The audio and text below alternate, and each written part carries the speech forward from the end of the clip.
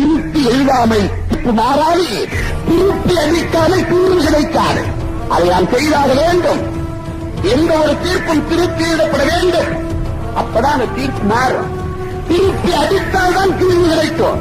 நீ அடிக்கவே இல்லை, சட்ட ஒழுங்கு பிரச்சனையை ஏற்படுத்த, அப்புறம் எப்படி உனக்கு போலீஸ் உனக்கு பாதுகாப்பா இருப்பான்? ஒரு முறை நீ அடிச்சுப்பார், ஒரு முறை திருப்பி தாக்கிப்பார், ஒரு முறை வீடுகளை கொளுத்திப்பார். அந்த தாய்கள் நாய்கள் எடுக்கிற நெருப்பு மட்டும்தான் குடிசை கொளுத்துமா? நீ எடுக்கிற நெருப்பு எரியாதா? நீ எடுக்கிற நெருப்புக்கு எரியும் கட்டு இல்லையா? அவன் எடுக்கிற அறுவாள் மட்டும்தான் வெட்டுமா? நீ எடுக்கிற கொடுவாள் வெட்டாதா?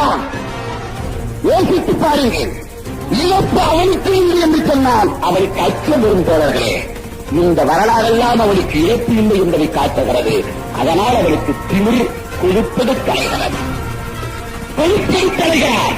போலீஸ் என்ன சொல்லுகிறான், ரெவன்யூ என்ன சொல்லுகிறான் கேட்டால் நீ மைனாரிட்டி என்கிறான்.